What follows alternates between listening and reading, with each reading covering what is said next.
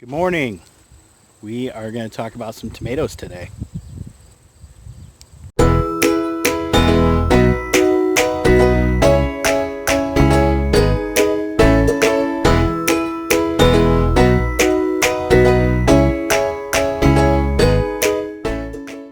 All right, it is the last day of August and we have a lot of tomatoes to pick.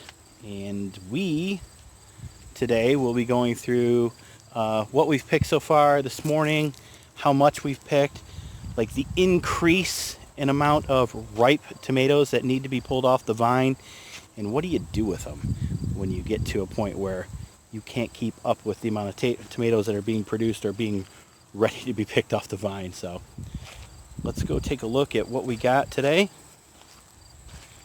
and talk about some green beans too as well, because we definitely picked some green beans today. Let's see what we got here, guys. All right, we have in the shade, sorry, trying to get some good camera footage here without being too much sun, but we picked our green beans today that I've been talking about picking for a while now. Grab one of the last pickling cucumbers out of the garden. We have a ton of green beans that we'll have to go through. We are probably not going to eat any of these because of the size of them, meaning not eat them as in like frying them up and having them from dinner. What we're probably going to do is, well, John and I will be pickling these. He's got a great recipe for pickling green beans, and I had some from the last batch that he did, and they were absolutely excellent. Nice and sweet. Got a little bit of maybe a hint of heat to it, but they overall were just phenomenal. I'm going to talk about what we pulled out today. Let's take a look at some of the stuff we got out. I'm starting to pull some of these out a little bit early, maybe a day or two early because of the splitting that's taking place because of the rain that we've had too recently. These are our Italian Genovese tomatoes. They look phenomenal. They're probably some of the prettiest tomatoes I've ever seen, next to the heirloom, rainbow heirloom, which there's a ton out there right now, but none of them that are ready to pick. They're beautiful. Very odd shape. They like to cluster together, and there's a word for it when they mesh two tomatoes together and they kind of fuse like a Siamese twin, but can't think of it off the top of my head. But these are normally just all individuals, and this is how they grow, and they get those nice wrinkles to them. They look beautiful. So pulling those off before they split, or getting them before they get a bad spot here. And that one has a bad spot because it was leaned up against a piece of wood. So we pulled that one off there. We'll cut that off. Then we got our early girls, which we're going to be pulling a ton of these off this week. The early girls are, like you said, the name, early girl. They're normally ready before all the other tomatoes are ready, except for the cherries. But these things are ripening up probably next week or two. There's a ton I've already pulled off, but they're a great kind of all-around, all-purpose tomato. Not really high in acid, but they are like in medium. Not super watery, but are. I mean, they're good for sauces if you want to use them for sauces. Good for salsa. Sometimes they can be a little mushy. They're not like not like a Roma or a San Marzano, but they still stay firm. We have our Romas. This guy fell off, so we're gonna ripen him up at home. But we have a ton of Romas over here. If I can get my camera to behave itself. Apparently I can't. Okay. Let's see if we can fix that. Whatever. Never mind. Technical difficulties. So we got a ton of Romas that are going to be coming off. But the star of the show today definitely are our yellow pear tomatoes and our standard Sweet 100 tomatoes that are absolutely beautiful. These guys are coming off in droves. This is the second basket I pulled out in probably 2 or 3 days, this size. So they're coming off fast and furious, and they literally need to be picked and eaten or done something with or given away or whatever. I've taken a lot of these into work. Everyone at work seems to love both of these varieties, along with one of the other ones I'm going to show you. But can them, pickle them, do whatever you want with them. It's kind of hard, though, with the cherries because they have a lot of seeds in them. Same with the yellow pear, but you know, these are just like grab a handful, pop in your mouth, or put them on a salad. So you can go through these pretty fast if you got a decent sized family. but I'm going to probably give the majority of these away, and I know John will take a few too as well with his kids. The other ones are the black cherry. So the black cherry are a very interesting tomato. It's kind of hard to tell whether they're ripe or not. They'll start getting dark and wrap around. They'll stay green on the top for a very long time. Even when they start to darken up, sometimes they're still not ready. So you kind of got to give them a little feel, a little squish with the hand. Like if they give just a little bit, pull them off, let them sit on the counter. Like this one right here is not 100% ready, but it will be in a day of sitting on the counter. The indigos, which are my favorite, they just look gorgeous. Look how cool they are. That purplish burgundy top that kind of wraps around the bottom, kind of just a gradient.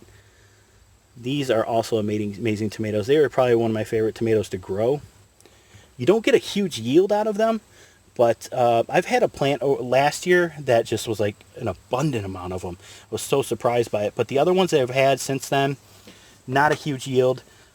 Even less than the black cherry tomatoes, but they still do well.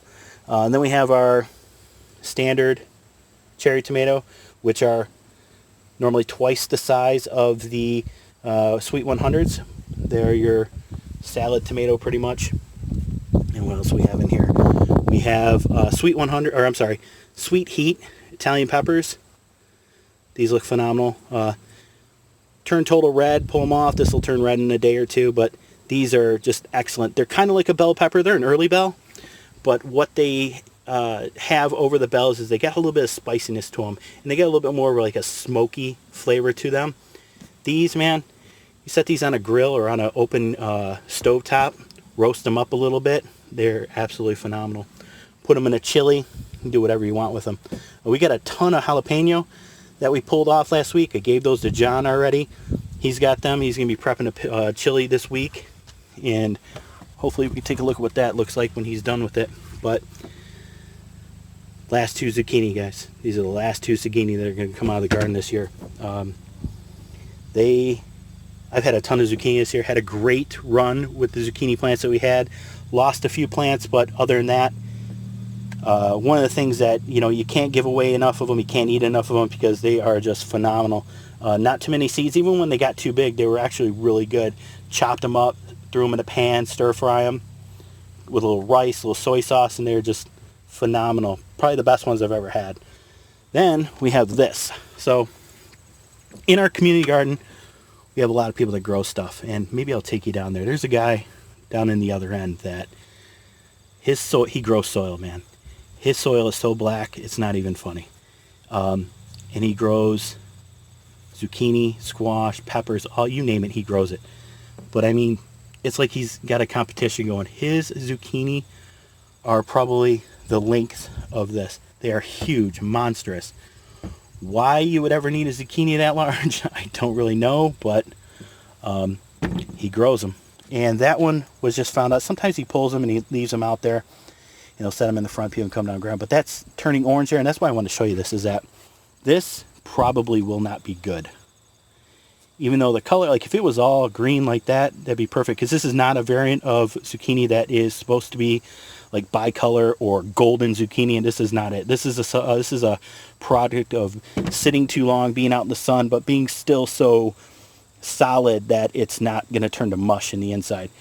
That is probably not going to be a good zucchini. So I just kind of brought this over to show you guys to take a look at it. Now, I'm going to walk over to the garden, show you a couple things that are going on.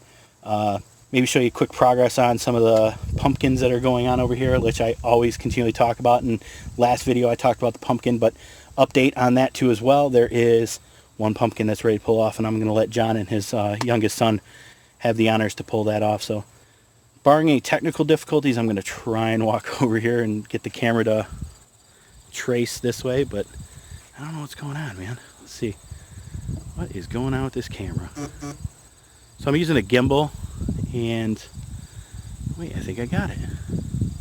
Look at that. All right, amazing. Got a DJI gimbal that I've had for a few years that I don't normally use, but stability-wise, it's probably one of the best things on the market for a handheld camera stand. Doesn't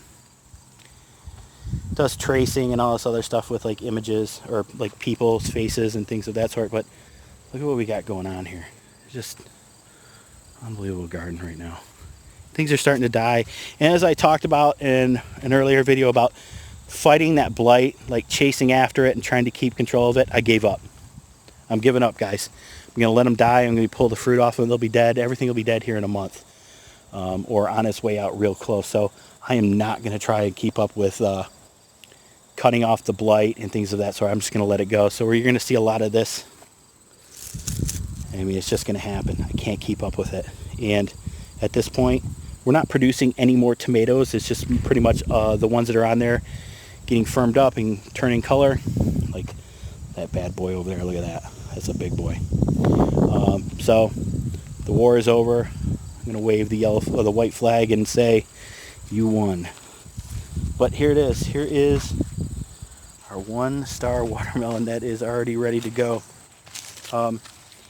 We did talk about this one, how the vine died, as you can see, and it is dead. So this one's not going to grow any larger, but is just going to start turning yellow. And I turned it yesterday. Look at that. Let me get that moisture off there. Keep it clean. And we'll pick that off there. Like I said, I'll let John's son pick that off there, his youngest. And our other ones over here. Got a couple more growing. Let me get out of the light, sorry. A couple more growing here. Got 1, 2. And there's another one hidden over here somewhere. Look at that. 3. That's going to be so cool. All right. Got some peppers. And then here's our other pumpkins. Again, the vine's dead, so these are just start ripening up. That dragonfly. Isn't that cool? Oh, it flew away. Yep, so pumpkins. There it is. Focus. There's the other one. Sometimes I hate using this gimbal, but it does great for walking around. It's so steady. Other than that, all our green beans, like you said, we pulled them off. We'll probably start uprooting these plants.